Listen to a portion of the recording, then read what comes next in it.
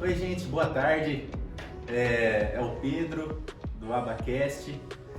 Se você ainda não curtiu a página do Aba House, vai lá no Instagram, @abahouse, e curte a nossa página. A gente está aqui hoje com o Ian.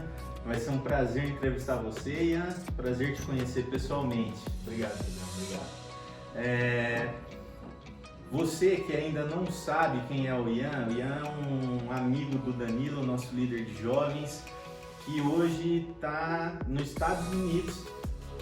Para você saber o que está acontecendo com o nosso ministério, né? Hoje nós conseguimos trazer entrevistados do mundo inteiro. Então o nosso ministério conseguiu trazer o Ian da Califórnia para cá, porque a gente não tem esse negócio de live, esse negócio de Skype, não, a gente traz o entrevistado até Marília.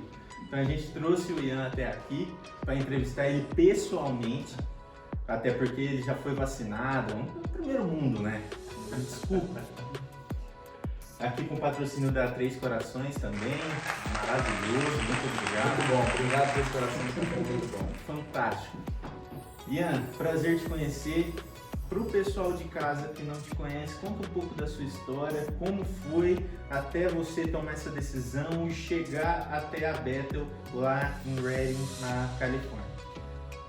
Bom, meu nome é Ian Matos e eu sou dentista de formação. Eu conheci Jesus em 2013, aqui em Marília mesmo, sou daqui de Marília, mas estava fazendo faculdade fora na hora, naquela época, e aí durante as férias do terceiro para o quarto ano foi quando eu voltei para Marília, na época das férias. Aí um amigo meu estava fazendo uma reunião na casa dele, estava fazendo célula na casa dele, e aí me convidou, um amigo de infância, e depois de muito dizer não, acabou que teve um dia que eu falei, tá, vamos ver o que é esse negócio. E lá foi onde eu tive meu encontro com Jesus. No final da célula, não conhecia nada de Bíblia, mas no final daquela célula ele falou, bom, vamos orar então. Pra mim, eu entendi que orar era conversar com Deus, e eu falei, Deus, se o Senhor realmente existe, eu gostaria que o Senhor me tocasse, porque a minha vida do jeito que está, eu não estou suportando mais. E naquele momento, eu estava de olho fechado, as luzes estavam um pouquinho apagadas assim, eu senti uma mão fazendo carinho atrás da minha cabeça. E naquele momento eu sabia que era Deus, Jesus ali. E a partir dali, nada foi mais o mesmo. Sempre buscando conhecer quem era esse Jesus, porque o que eu sentia não condizia com o Jesus que eu ouvia falar. E aí, lendo a Bíblia e tudo mais, e vendo todas essas coisas de milagres, essas coisas assim, isso sempre me chamou a atenção. Foi uma coisa que eu sempre quis saber mais. Entender melhor. Entender e ver acontecer, porque aí quando eu lia na Bíblia e eu ficava assim, pô Jesus, mas por que eu não vejo isso acontecer hoje? Eu quero ver, eu quero saber o porquê não acontece, porque eu quero ver. Porque na Bíblia diz que é possível, então assim, eu preciso ver. E aí nisso eu acabei fazendo o último ano da faculdade aqui mesmo em Marília, na Unimar. E aí, depois disso tudo, continuei me envolvendo com a igreja, sempre buscando um relacionamento verdadeiro com Jesus, e muitas coisas foram sendo transformadas. E aí me casei com a minha namorada da época, casei com ela, hoje nós temos o nosso filho Eric. E aí, cara, eu sempre imaginei assim, puxa, legal essas, lendo em livros, coisas assim, pô, vários avivamentos que os Estados Unidos já passou e tudo mais. Eu ficava imaginando assim, eu nunca fiz inglês, né, mas eu ficava imaginando, puxa, se eu pudesse uma vez conhecer isso e tal. Espero que em algum momento Deus me proporcione a possibilidade de eu conhecer os lugares, Rua Azusa, todos esses lugares. Eu não fui, mas tenho muita vontade de ir ainda. Mas isso sempre queimou no meu coração. E aí eu comecei assim, poxa, YouTube. Colocava lá e de repente me apareceu um cara com dreadlock grandão e tal, fui ver o nome do cara, Todd White, eu comecei a ver vídeos desse cara, e aí as palavras de conhecimento e cura que ele postou lá, e eu falava, meu, mas será que isso é verdade? Assim, era aquela coisa que era engraçado, né? Eu sabia assim, Deus, eu sei que é possível pro Senhor, mas será? A gente escuta, acontece, mas... E, meu, tão explícito assim no YouTube, tipo assim, meu, será que isso aí é uma enganação e tal? Enfim. E aí, cara, a partir que eu comecei a ver esses vídeos do Todd White, aí eu ouvi falar Randy Clark, aí depois disso foi onde eu ouvi falar Bill Johnson. E aí naquela época, assim, cantava as músicas de adoração aqui nas igrejas brasileiras e tal, pô, achava que era tudo música brasileira, mas não. Falei, cara, os caras estão produzindo música de onde? Ah, Bethel Music. Caraca, mas, pô, da onde que eles vêm? Porque tem um negócio diferente, o que acontece? Eu não sou músico nem nada, cara. Mas eu falei, meu, o que tá acontecendo? Aí quando eu procurei saber, aí eu vi que era na verdade uma igreja, mas que na verdade eles tinham uma escola de ministério. E o que mais me chamou a atenção, Pedrão, foi o nome da escola. Escola Bethel de Ministério Sobrenatural. Aí eu falei, não, cara, o que é isso? Parece coisa de Harry Potter? O que é isso aí? Eu até, durante o estudo, para a gente poder conversar, eu ouvi esse termo que algumas pessoas veem de forma pejorativa, outras não. É a Hogwarts Gospel. O que você tem a dizer sobre isso? Cara, tem uma brincadeira mesmo, inclusive lá nos Estados Unidos mesmo, que eles fazem, dessa questão de ser a Hogwarts Gospel. Porque teve até uma amiga minha, ela tava enfrentando a fronteira, né, para poder de fato entrar. Ela pousou nos Estados Unidos, mas aí tem o oficial de fronteira que fica ali para saber se você entra ou não. E o policial fez a mesma pergunta, mas o que é isso aqui? É igual do Hogwarts e do Harry Potter? Ela falou assim, não. Hogwarts é lá na Inglaterra. Ela disse isso pro policial. Sério, não, Hogwarts... Porque realmente acontece até mesmo pra quem não é cristão, assim, sabe? Mas, cara, o que eu imagino de ser isso daí, acho que não só pelo nome, né, que é um nome de fato chamativo, isso aparece no nosso visto, no nosso passaporte tem o próprio nome lá. Mas o que eu vejo, que assim, que nós acreditamos de fato lá em toda a parte do sobrenatural que a Bíblia diz, nós acreditamos 100%. Então, quando a Bíblia começa a nos dizer que nós vamos ressuscitar os mortos, por exemplo, cara, nós acreditamos. Aí, assim, você me perguntar, pô, Ian, hoje você tem fé pra orar por um morto e ver ele ressuscitar? Talvez eu não tenha fé, talvez não, eu não tenho fé para ressuscitar um morto, mas eu tenho fé suficiente para obedecer. Então, assim, porque a Bíblia diz que fé é a certeza das coisas que se esperam e a convicção de fatos que não se veem. Então, pô, se eu falar que eu tenho fé para ressuscitar, é porque, assim, eu sei que eu vou orar e ele vai ressuscitar. Tenho fé nesse nível? Cara, ainda não. Tô orando pra chegar lá. Um dia a gente chega lá. Tô orando pra chegar lá, mas quando nós dizemos essa parte do sobrenatural é que a gente acredita no... Quer que eu recolha aqui? Por favor. Franklin, por favor. Jaime? Muito obrigado. Quer uma água, mais uma coisa? Obrigado. Então, Ian, é muito interessante como Deus faz as coisas. E antes de entrevistar você, a gente entrevistou um pastor que teve uma missão transcultural na África. Uhum.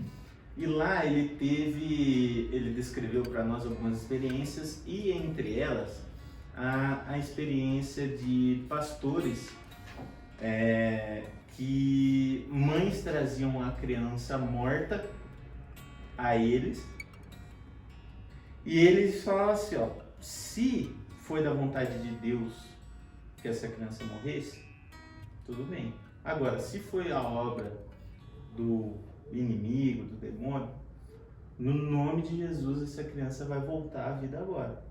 E ele presenciar esse culto, a criança voltar à vida e o pastor não vai brincar com os seus amigos lá fora. E agora a gente está aqui, agora nos Estados Unidos, uma outra cultura. E como é para o americano, para um brasileiro que vive lá, lidar com milagres e com a operação do Espírito Santo, a população vê como misticismo, como é essa relação com a população no dia a dia? Você diz a população que não faz parte da igreja? A população americana. Porque lá, por exemplo, quando as pessoas têm um problema na África, pelo menos no relato desse pastor, era algo natural, eles vão procurar o pastor, porque lá eles chamam o pastor de pai. É uma relação até um pouco diferente do primeiro mundo. Até nós que não somos primeiro mundo, mas já não temos essa relação de pastor-pai. Nos Estados Unidos, lá onde tem essa cultura do sobrenatural, vocês que vão atrás das pessoas vêm atrás de vocês, atrás de cura, de libertação. Como que é essa relação entre a população em volta da igreja e vocês? O que eu vejo acontecer lá, Pedrão, é o seguinte.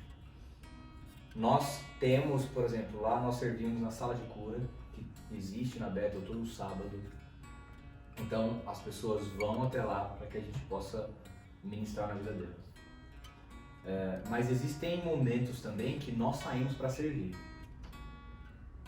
E é interessante assim você tocar nesse assunto, porque como alunos, todos nós temos uma disciplina em que nós temos que servir a cidade. É uma matéria, nós temos que fazer algum ato de serviço para a cidade. Então tem pessoas que limpam praças, tem pessoas que vão cuidar dos moradores de rua, tem pessoas que fazem vários outros tipos, suporte em clínicas de aborto, porque lá infelizmente a clínica de aborto ela existe, é incentivado inclusive. Então nós temos esses atos que nós fazemos. Agora, quando se trata de uma questão do sobrenatural, cara, isso sempre fica a critério das pessoas, se elas de fato acreditam naquilo ou não. Alguns chamam de misticismo, outros não.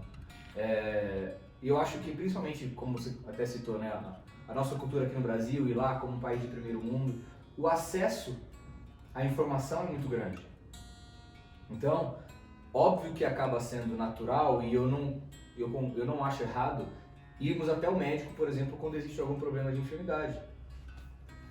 Eu, particularmente, eu não acredito que a medicina é uma segunda linha de cura. Até porque a medicina só está onde está porque Deus deu sabedoria para que eles chegassem até ali. E deu toda a estrutura que de fato eles precisam para fazer a medicina como eles fazem hoje. Então, seja através da medicina ou através de um ato miraculoso, tudo veio da sabedoria de Deus, tudo veio da graça de Deus distribuído para a humanidade. Mas sempre quando se trata de uma questão assim do sobrenatural, cara, sempre acaba sendo um desafio. Porque todos nós cristãos, nós temos essa fome pelo sobrenatural. Sim. A gente sempre quer ver alguma coisa, porque a Bíblia está repleta de histórias assim. Então a gente, tipo assim, se você falar para um adolescente, para uma criança, que Pedro andou sobre as águas, próxima vez que ela for na piscina, é a primeira coisa que ela vai tentar fazer, se ela se lembrar. Sim. Entende? Então, a parte do sobrenatural, Pedrão, a gente vê acontecendo muito. Várias situações em que eu estive lá agora, de médicos, seja ateus ou até mesmo cristãos, eles falam, olha, medicina não tem mais resposta para isso. E de repente alguma coisa acontecer. Nós vimos câncer de estágio 4 simplesmente desaparecer. E aí sempre existe o desafio de, e aí, será que de fato eu acredito de olho fechado? Ou, não, acho que isso é enganação. E aí é aquela coisa, a fé, ela, infelizmente, ela é felizmente, ela é particular para cada um. Sim. Se a pessoa decidir acreditar, é legal, se não, é critério dela. Mas a gente não tenta forçar em nada, assim, olha, não tem explicação. O que a gente entende é que Deus ele é soberano e ele faz o que ele quiser. Num outro ponto que você citou que eu acho muito interessante, nós estamos tendo um debate teológico e a gente entrou no seguinte ponto. Porque quando a gente lê o livro de Atos, a gente vê muitas demonstrações do Espírito Santo, e Pedro, Paulo, Pedro, João, os apóstolos curando, levanta e anda e tal, aquela coisa toda. E alguns, durante esse debate, falaram assim, mas naquela época era uma questão de vida ou morte. Eles estavam sendo espancados dentro do templo. Era necessário que esse mover do Espírito Santo viesse à tona, senão os outros que ainda não conheciam, que não tinham caminhado com Jesus, não iam conhecer o Evangelho da forma como eles conheciam, porque viram Jesus fazer o que fez, e ouviram Jesus falar o que falou. E por isso que hoje não é tão necessário ou tão emergencial quanto era naquela época. Eu, pessoalmente, nessa discussão, discordei. Eu acredito que, do mesmo jeito que naquela época eles falaram levanta e anda, hoje, se a gente crê, pode acontecer. Por quê? Porque é o mesmo Deus, é o mesmo Espírito Santo. O que mudou? A pessoa. O coração daquele Pedro, daquele João, não é o mesmo coração desse Pedro. Eu não tenho a mesma fé que aquele Pedro tinha. Por isso que quando eu falo levanta e anda, não levanta e anda. Como vocês, como lá na escola, como tudo isso é abordado?